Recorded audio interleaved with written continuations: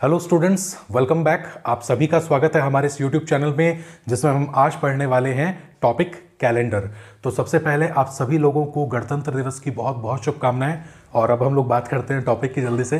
Guys, अच्छा वैसे video में थोड़ा शोर शराबा हो सकता है क्योंकि हमारे यहाँ चुनाव का माहौल चल रहा है, तो लाउड स्पीकर बीच बीच में बज रहे हैं और ये चुनाव के माहौल में ही ऐसा होता है। खैर तो कैलेंडर का टॉपिक गाइज, कैलेंडर एक ऐसा टॉपिक है जिसमें से क्वेश्चंस जो है वो आता ही आता है। ठीक है, आप किसी भी एग्जाम में चले जाइए, आप नेट जेआरएफ पेपर 1 से चले जाइए, आप जिस भी एग्जाम में जाएंगे, कैलेंडर का क्वेश्चन, आसान क्वेश्चन कैसे पूछेंगे कि 1 जनवरी को ये दिन था तो 20 जनवरी को कितना होगा, 25 जुलाई को ये दिन था तो 26 अगस्त को ये दिन होगा। मुश्किल सवाल पूछेंगे तो ये बोलेंगे कि 1 जनवरी 2016 को ये था तो 20 दिसंबर 2018 को क्या होगा, राइट। या और मुश्किल है तो बिना कोई इंफॉर्मेशन दिए आपसे डायरेक्टली पूछा जा सकता है। क्या पूछा जा सकता है कि 2 अक्टूबर 1869 को क्या दिन था। आप जानते हैं बहुत स्पेशल दिन था, ठीक है, लेकिन सडनली पूछा जाए तो शायद याद नहीं होगा, तो हम इसको कैलकुलेट करेंगे। तो एक चीज़ आप ध्यान रखिएगा, मैं आपको बेसिक्स के साथ आगे आगे टॉपिक को बढ़ाता जाऊंगा। हम लोग ओवरऑल 3 पार्ट पढ़ेंगे इसमें, कैलेंडर 3 या मैक्सिमम आप 2 मान लीजिए, चलिए 2 या 3 समथिंग। तो उसमें हम लोग कैसे करेंगे गाइस कि हम लोग क्वेश्चन बेसिक से पढ़ेंगे, उसका एक मैं आपको डिटेल कॉन्सेप्ट भी बताऊंगा। और एग्जाम में डिटेल कॉन्सेप्ट से काम नहीं चलेगा क्योंकि कम समय में आपको क्वेश्चन सॉल्व करना है। तो आप करेंगे क्या भाई, आपको मैं 15 सेकंड के अंदर क्वेश्चन सॉल्व करने का तरीका भी बता दूंगा, ठीक है। लेकिन सबसे पहले डिटेल मेथड, बाद में शॉर्ट ट्रिक, ठीक है। तो गाइस चलिए बेसिक्स की कुछ बात करते हैं। बेसिक्स आपके सामने लिखा हुआ है जी।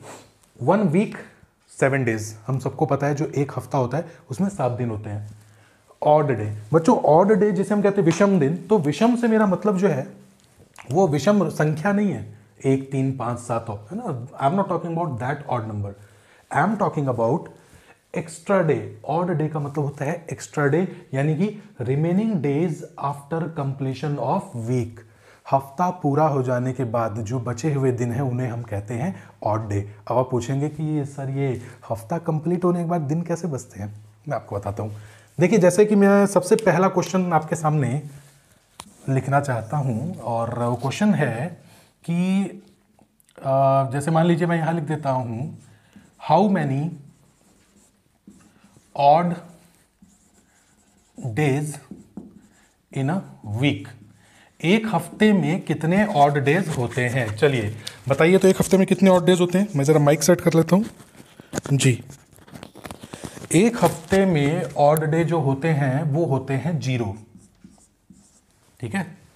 क्यों? क्योंकि वीक तो देखिए, ऑड डेज की डेफिनेशन क्या है, ऑड डेज यानी कि extra days, remaining days after completion of week. जब आपने एक ही वीक लिया है, 7 डेज लिए हैं, तो वीक तो पूरा कंप्लीट हो गया। क्या ऑड डेज बचे? नहीं बचे। चलिए क्वेश्चन दूसरा मेरा है वो ये है कि 10 डेज हैं, चलो इन 10 डेज में कितने ऑड डेज होंगे। और एक क्वेश्चन है मेरा वो है 15 डेज में कितने ऑड डे होंगे। ऑड डे से मेरा मतलब बच्चों एक्स्ट्रा डे। वीक कंप्लीट, हफ्ता पूरा होने के बाद जो दिन बचते हैं उन्हें हम लोग कहते हैं ऑड डे, ठीक है। तो देखो बच्चों 10 दिन, तो हफ्ता अगर कंप्लीट करना चाहें तो देखिए क्या हो जाएगा, 10 में 7 और 3 कर दो, ठीक है। अरे 10 को लिखने के लिए क्या लिख सकते हैं, 7 + 3। तो 7 तो हो गया वीक, जो 7 है वो तो हो गया एक हफ्ता, ये तो हो गया वीक, तो यानी कि ये हो गया 1 वीक प्लस हफ्ते के अलावा कितने दिन एक्स्ट्रा बचे, 3, तो हम लिखेंगे 3 ऑड डेज। अरे समझ गए कैसे कैलकुलेट करना है? आई होप आपको ये नजर आ रहा होगा अच्छे से जी, ठीक है। तो 10 डेज में कितने ऑड डेज हो गए, 3। अब बताइए 15 डेज में कितने ऑड डे होंगे, 15 डेज में कितने ऑड डे होंगे। अब इसमें क्या करेंगे, आप करेंगे 7 + 8, नहीं ऐसा बिल्कुल नहीं करेंगे। आप इसमें करेंगे, अरे आप खुद सोचिए कितने हफ्ते बना सकते हो, 15 दिन में कितने वीक बना सकते हो, 2 हफ्ते। क्यों? अरे 7 से डिवाइड कर दो यार, 7 × 2 = 14, 7 दूनी 14, तो इसका मतलब कि 2 हफ्ते तो बन गए। जो शेषफल बच गया, रिमाइंडर जो है, that will be odd day. तो आप इसे लिख सकते हो 14 + 1। अब देखो 14 7 से पूरा पूरा डिवाइड है, यानी 2 हफ्ते हो गए, तो यानी कि 2 week + 1 odd day. Odd day यानी कि एक्स्ट्रा डे, समझ पा रहे हो? अगर आपसे मैं कह दूं कि 8 डेज में कितने ऑड डे होंगे, तो भाई 8 डेज में क्या होगा, एक वीक कंप्लीट होगा, तो आप लिख दो 7 + 1 यानी कि एक हफ्ता plus 1 extra day which is odd day. ठीक है, तो इस तरह से हम लोग ऑड डे को पढ़ते हैं। क्लियर हो गया कॉन्सेप्ट बच्चों? ठीक है, अब इसके बाद हम लोग बात करते हैं ऑर्डिनरी ईयर, यानी कि साधारण वर्ष, और एक होता है लीप ईयर। आप सबने नाम सुना होगा कि लीप ईयर वो होता है जिसमें 366 दिन होते हैं। फरवरी 29 की होती है। देखिए, अब फटाफट थोड़ा चुनाव प्रचार चलने दीजिए। देखिए क्या है कि चुनाव के मौसम में वीडियो लेक्चर बनाने का मतलब ही नहीं रहता है।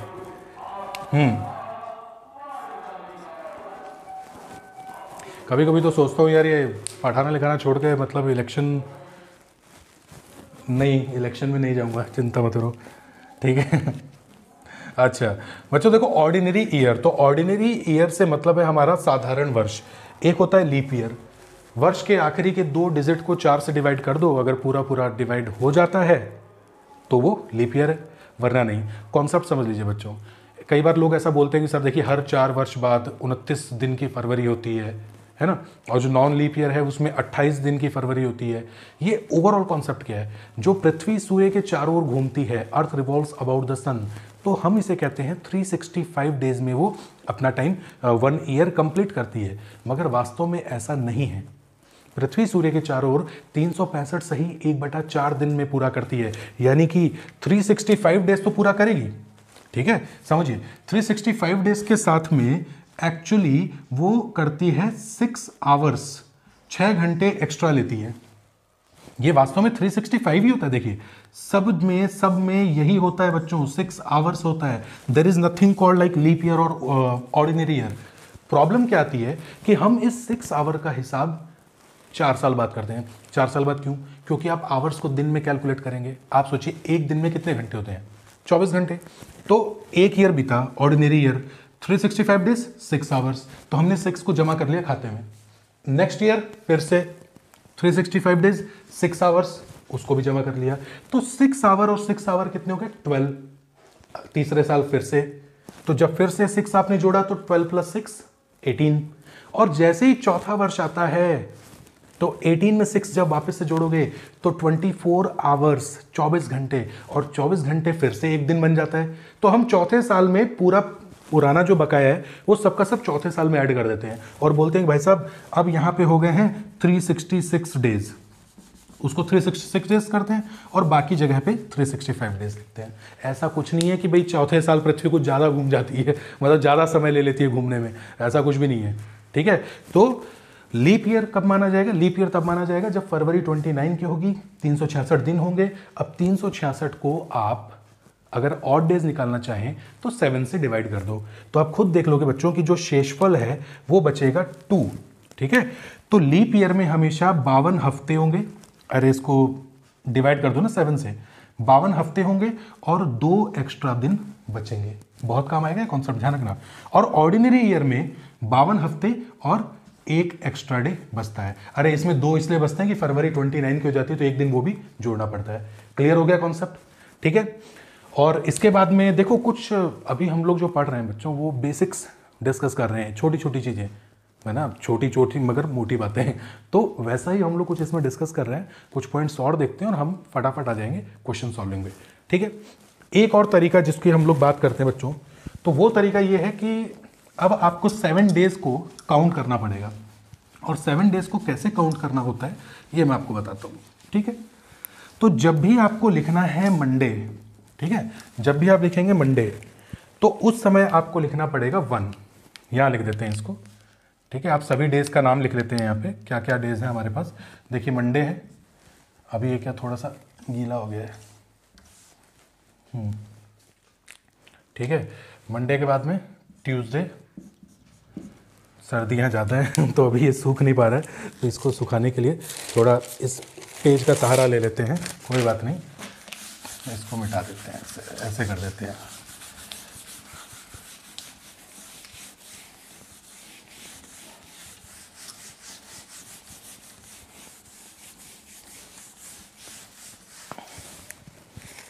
जी ठीक है बच्चों, तो डेज कौन कौन से देते हैं हम अच्छा, मंडे को लिखा जाएगा 1, ट्यूसडे को लिखा जाएगा 2, वेडनेसडे को 3, थर्सडे को 4, फ्राइडे को 5, सैटरडे को 6 और संडे को 7 और 0। ठीक है, आई होप आपको ये यहाँ पे क्लियर होगा।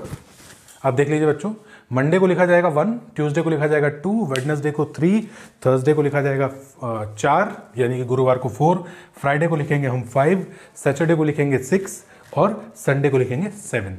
संडे को 7 या फिर 0 भी लिखते हैं। 0 इसलिए कि घूम के 7वें दिन वापस आ गए, तो जहां से शुरुआत की थी आप संडे मान लीजिए, जहां एंड करें संडे मान लीजिए। ठीक है, तो चलिए इसका फटाफट बस स्क्रीनशॉट लीजिए। ओके, और हम लोग अब अगली स्लाइड में करते हैं इसके कुछ questions, basic questions. Hello students, welcome back. आपके सामने है कुछ बहुत बेहतरीन आसान क्वेश्चंस। ठीक है, स्क्रीनशॉट ले लीजिए इसको और इसे सॉल्व करने की कोशिश कीजिए। अपने आंसर कमेंट बॉक्स में लिखिएगा जी। चलिए फटाफट इस क्वेश्चंस को मैं सॉल्व करवाता हूं आपको। इफ 1 जनवरी इज मंडे, तो 8 जनवरी को कौन सा दिन होगा? 8 जनवरी को भी मंडे ही होने वाला है। ठीक है, क्यों? क्योंकि 7 दिन और जोड़ दोगे। समझ पा रहे हो? अरे यार, जो भी आपका 1 जनवरी को होगा, आप हर 7 दिन बाद रिपीट हो जाएगा, हर 7 दिन बाद। तो 1 तारीख में जब 1 में 7 जोड़ दोगे तो 8 आ जाएगा, तो 1 तारीख को जो है वही 8 तारीख को होगा। अरे इसको यहां मैं लिख देता हूं, देखो बिना किसी टेंशन के, कि भाई अगर 1 है तो 1 में जब आप 7 जोड़ेंगे तो 1 + 7 8 हो जाएगा।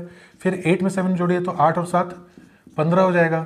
15 में आप वापस से 7 जोड़िए तो 15 5 20 2 22 22। ठीक है, फिर 22 में आप 7 जोड़ेंगे तो 29, यानी कि इन डेज पर कोई भी दिन जो है वो सेम होता है। अब बहुत फायदा मिलेगा इस तरह का। ये छोटी छोटी कॉन्सेप्ट्स आपको पता होनी चाहिए। अगर आपको ये क्वेश्चन करना है कैलकुलेशन में, ठीक है, अगर मान लीजिए कि इस क्वेश्चन को आपको करना है कैलकुलेशन में, तब आप इसको कैसे करेंगे ये आप देख सकते हैं। देखिए 8 जनवरी और 1 जनवरी, तो आप ऐसा कर सकते हैं कि आप सीधा करिए, दोनों में गैप निकाल लो, 7 से उसको डिवाइड कर दो, जो शेषफल बचे वही आंसर है। कैसे? देखिए 1 जनवरी को मंडे था, तो यहां हम लिखेंगे मंडे प्लस, ठीक है, 8 जनवरी 1 जनवरी, तो 8 में से 1 गया 7। ठीक है, तो 7 बचता है। देखो 8 - 1 जो भी है, यहां लिख देता हूं, 8 - 1 जो भी है उसका करना है भाग। ठीक है, तो 8 - 1 कितना हो जाएगा? 7। अब 7 का जब आप भाग करोगे, और भाग करना किससे है आपको? 7 से ही करना है। तो जब 7 से ही करेंगे तो आप खुद सोचिए कि शेषफल कितना बचेगा। 7 × 7, 7 में 7 गए 0, शेषफल 0, यानी मंडे प्लस 0। तो मंडे में कुछ भी ऐड नहीं करना पड़ा, तो क्या आ जाएगा आपका? मंडे। तो जो 1 जनवरी को है वही 8 जनवरी को हो जाएगा। क्लियर हो गया? इसी बेसिस पे फटाफट अगला क्वेश्चन करके दिखाइए।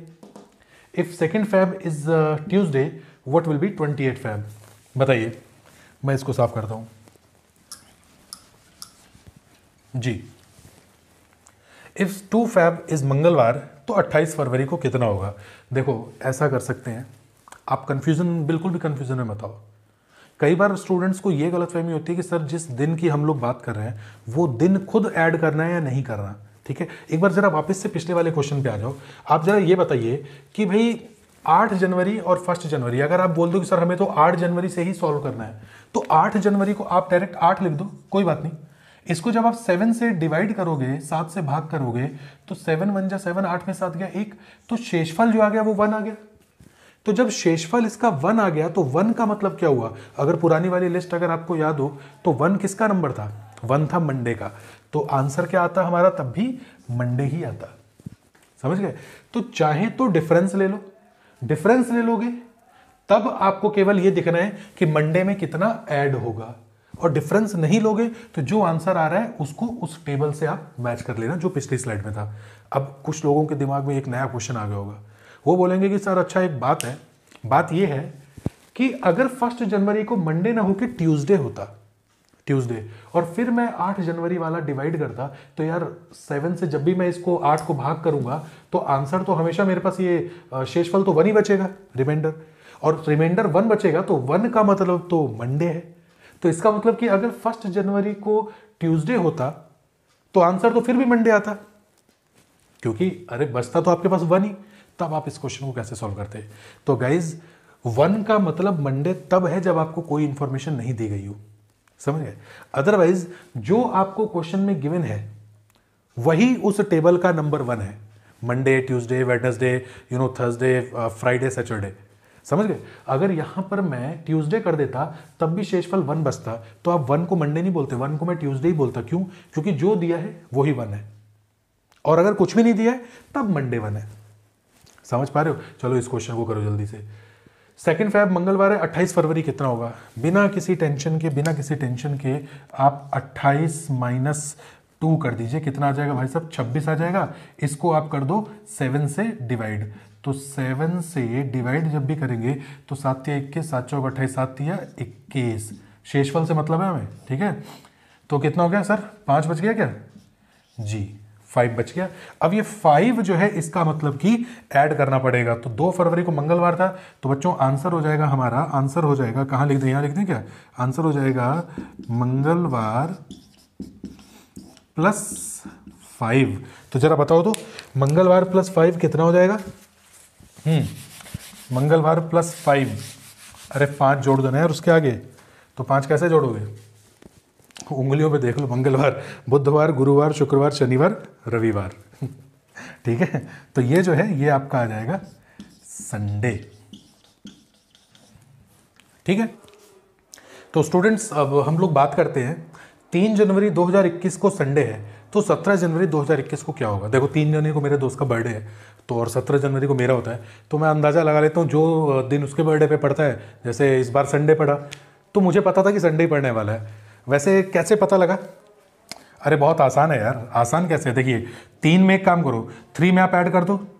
जब आप करोगे 3 + 7 तो ये कितना हो जाएगा? 10।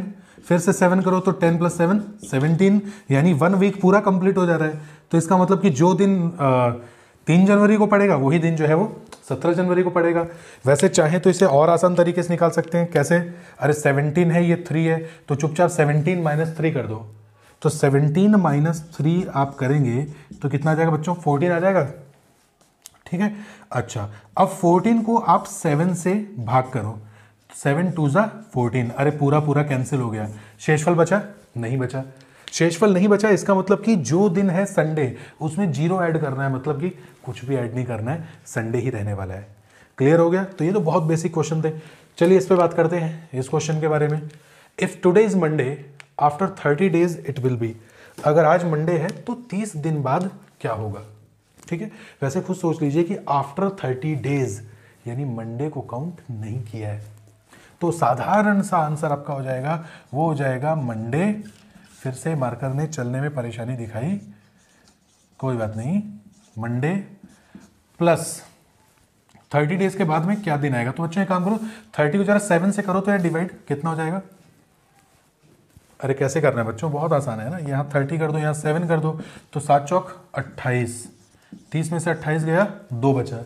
ठीक है, तो यानी कि 2 दिन एक्स्ट्रा आपको देने पड़ेंगे, तो मंडे में 2 दिन और जोड़ दो तो कितना हो जाएगा?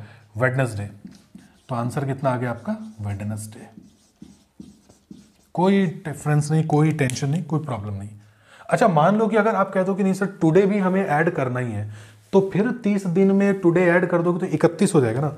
तो जब 31 हो जाएगा तब आपको कैसे सॉल्व करना है? तब आपको करना है 31, फिर से 7 से डिवाइड करो, तो 7 चौक 28, कितना? 3 ऑड डेज। अब समझो जरा 3, अब आपको नंबर सीरीज से करना पड़ेगा। तो जरा नंबर सीरीज में एक बात बताओ, शुक्र है कि मैंने यहाँ पे मंडे दिया है, तो नंबर 1 मंडे को ही लेके चलना है उसमें। अगर मैं यहाँ ट्यूसडे दे देता ना, तो ट्यूसडे के आगे नंबर 1 होता, Wednesday number 2 and so on, है ना, तो आगे चेंज हो जाता। तो 3 ऑड डेज, 3 नंबर किसका आता है? मंडे को कहते हैं 1, ट्यूसडे को कहते हैं 2 और वेडनेसडे को कहते हैं 3। तो थर्ड नंबर जो है वो वेडनेसडे का है। तो ऐसे भी सॉल्व कर सकते हो, किसी भी मेथड से सॉल्व कर लो। तो ये तरीका बनता है इनको सॉल्व करने का। क्लियर हो पा रहा बात? चलिए नेक्स्ट वाली स्लाइड की तरफ बढ़ते हैं बच्चों। तो स्टूडेंट्स अब यहां पर आप देख सकते हैं कि if 1 Feb is Monday what will be 29 Feb. सबसे पहले बात तो ये मैं आपको बता देता हूं कि इससे हम बहुत सारे क्वेश्चंस आगे सॉल्व करेंगे। अभी हम लोग केवल बेसिक्स पढ़ रहे हैं, बेसिक्स पर ध्यान दे रहे हैं, ठीक है, कहीं कोई टेंशन नहीं है इसमें। तो ये कुछ कुछ चीज़ें आप दिमाग में बैठाएंगे, आपको ये याद हो जाएगा, यू विल मेमोराइज दिस, और उसके बाद में थोड़े बड़े क्वेश्चन जो है वो इजीली हमसे सॉल्व हो जाएंगे। ठीक है, तो फर्स्ट पार्ट मेरा बहुत बेसिक रहेगा।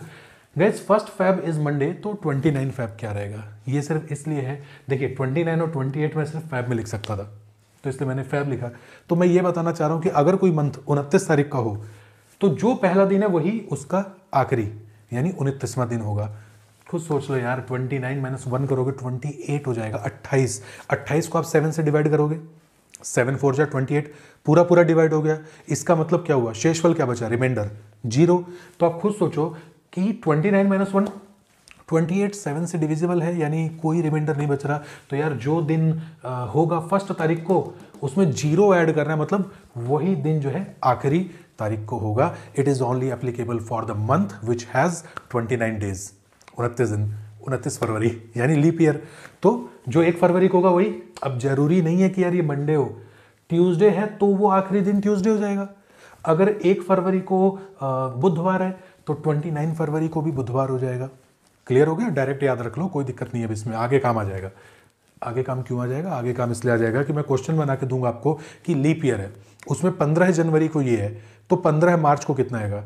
तो खुद सोचो कि उसके अंदर मुझे 29 फेब भी तो निकालना पड़ेगा ना, बीच में 29 दिन। तो मैं अगर किसी तरीके से 1 फरवरी जान गया तो 29 फेब भी मेरा वही हो जाएगा। एग्जामिनर साहब इस तरह के क्वेश्चन बना के देते हैं कि आप ट्रिक से कर जाओ, ठीक है। अच्छा, उसके बाद में क्या है, if 1 June is Monday what will be 30 जून। अब फरवरी में तो मैं जून के बारे में लिख नहीं सकता था, ठीक है। चलो मैं पहले सॉल्व कर देता हूँ 1 बाय 1, आप रिलैक्स रहो, कोई टेंशन मत लो, ठीक है। तो 29 माइनस 1 इज 28, 29 माइनस 1 इज 28, 28 को आप 7 से डिवाइड करोगे, 7 4 जा 28, और ये हो गया आपका 0, यानी कि मंडे प्लस 0, तो answer will be no change. मुझे लिखना तो चाहिए कि आंसर मंडे होगा, लेकिन मैं जानबूझ के इसको लिख रहा हूं नो चेंज। और नो चेंज इसलिए लिख रहा हूं सो दैट कि अगर इस दिन जो भी दिन होगा वही दिन हमारा ये होगा। If 1 Feb is Monday what will be 28 Feb, ठीक है। तो देखो जब ये होगा तो आप चुपचाप करो, 28 में से 1 कम कर दो, 27, 27। तो जैसे ही 27 आ गया तो 27 को 7 से डिवाइड करो, 7 1 के 7 चौक 28, ठीक है। तो 7 4 जा 28, 28 तो जाएगा ही नहीं ना, तो 7 3 जा 21, कितना आ गया ये 6 दिन। जस्ट 1 दिन और मिल जाता ना तो ये वीक बन जाता। अब आप खुद सोचो कि ये 6 डेज का अब आप क्या करोगे, कैसे निकालोगे भैया 6 डेज। अरे यार जो भी है उसमें 6 दिन जोड़ दो। संडे, मंडे में 6 जोड़ोगे तो क्या आ जाएगा, Monday, Tuesday, Wednesday, Thursday, Friday, Saturday, Sunday. तो चाहो तो 6 जोड़ दो, या फिर ये कह दो कि 1 दिन पीछे हो जाएगा, ठीक है। तो मैं यहां पे ऐसे लिख सकता हूं क्या कि भाई ये जो है ये हो जाएगा 1 दिन पीछे, यानी जब भी 28 की फरवरी हो, अरे नॉर्मली 28 की होती है, अब ये 2021 भी अपना यही जाने वाला है, तो चुपचाप ये देखो कि जो 1 फरवरी को होगा आखिरी दिन जो है वो उससे 1 दिन पीछे होगा। इसमें चूंकि 29 मिल जाते हैं तो ये उसमें एडअप हो जाता है, और क्या, ठीक है। तो इसमें सेम वही डे आ जाता है। अब बात करते हैं जून में। अब जून से मेरा मतलब है बच्चों ये एप्लीकेबल है किसी भी मंथ जिसमें 30 दिन होते हैं, कोई भी ऐसा महीना जिसमें 30 डेज होते हैं उसमें ये एप्लीकेबल है। तो सिर्फ जून में नहीं, किसी में भी लगा सकते हो, मगर मतलब ये नहीं है कि हाँ 1 जून को ये है तो फिर 1 अगस्त को मतलब दूसरे 30 दिन वाले में, उसी मंथ की बात कर रहा हूँ, उसी पर्टिकुलर मंथ की, ठीक है। 1 जून को मंडे है तो व्हाट विल बी 30 जून, क्या होगा। देखो यार 30 माइनस 1 कर दो, कितना हो जाएगा 29। अब 29 को 7 से डिवाइड कर दो तो कितना आ जाएगा, 7 चौक 28, ठीक है। 29 में से 28 गया 1, रिमाइंडर बचा 1, तो ये 1 को आपको जोड़ना पड़ेगा, यानी भाई साहब मंडे जो है उसमें आपको 1 ऐड करना पड़ेगा। तो answer will be Monday plus 1 which is Tuesday. तो मैं ऐसे कह दूं क्या कि 30 दिनों के महीने वाला जो भी मंथ है, आई मीन 30 दिनों वाला जो भी मंथ है जिसमें 30 डेज पड़ते हैं, उसमें जो भी पहले तारीख को दिन होगा वही उससे 1 दिन आगे कर दो तो नेक्स्ट आपका दिन उसमें आ जाएगा, ठीक है। मतलब हर वो मंथ जिसमें 30 डेज होते हैं, जो भी 1 तारीख को डेट होगी, जो भी, आई एम नॉट सेइंग कि भाई मंडे ही होगा, अगर ये ट्यूसडे होगा तो ये वेडनेसडे हो जाएगा, है ना, यानी 1 दिन आगे बढ़ जाएगा, ठीक है। इफ 1 अगस्त इज मंडे, जानबूझ के अगस्त लिया ताकि 31 दिनों का महीना आ जाए। इफ 1 अगस्त इज मंडे, अगर ये मंडे है, व्हाट विल बी 31 अगस्त। कोई भी महीना ले लो, 31 दिन का होना चाहिए, 31 दिन का। लेकिन ध्यान रखना कि फर्स्ट डे ये नहीं कि सर फर्स्ट डे तो हमारा अगस्त का लिया है और 31 जुलाई ले लें हम साथ में, आई एम नॉट सेइंग दिस, ठीक है। तो फटाफट क्या करो, 31 माइनस 1 करो, दैट विल बी 30, 7 से करो डिवाइड, 7 चौक 28। तो बच्चों इसमें रिमाइंडर बचेगा 2, यानी कि 2 ऑड डेज हो जाएंगे, यानी कि ये हो जाएगा मंडे प्लस 2 डेज और हो जाएंगे। तो क्या हो जाएगा ये भैया, मंगलवार प्लस बुधवार, ये हो जाएगा वेडनेसडे। समझ गए? यानी कि तरीका देखो, जब भी 29 का मंथ हो तो फर्स्ट तारीख और लास्ट तारीख सेम होती है, 28 का मंथ हो तो फर्स्ट तारीख लास्ट तारीख फर्स्ट से एक स्टेप पीछे चली जाती है। जब भी 30 का महीना हो, 30 का मंथ हो तो फर्स्ट को जो होगा लास्ट उससे एक स्टेप आगे होगा, और जब भी 31 का मंथ हो तो जो भी फर्स्ट को है लास्ट उससे 2 स्टेप आगे खिसक जाएगा। बच्चों इसको डायरेक्टली याद कर लो तो बहुत फायदा है आपका, ठीक है। तो मैं फर्स्ट स्लाइड या फर्स्ट लेक्चर हमारा यहीं फिनिश कर रहा हूँ। आई होप आपको लेक्चर समझ में आया होगा। अभी इसका सेकंड पार्ट और थर्ड पार्ट भी आएगा, फिर हम और आगे बढ़ेंगे, लीप ईयर्स के बारे में पढ़ेंगे, फिर पढ़ेंगे कि 1 जनवरी को यह था, 2007 को तो 2009 को क्या होगा, है ना। इस तरह के क्वेश्चन भी पढ़ेंगे। और थर्ड जो हमारा लेक्चर होगा उसके अंदर डायरेक्टली आपको कोई भी रेंडमली कोई भी मैं डेट आपसे पूछूंगा, है ना।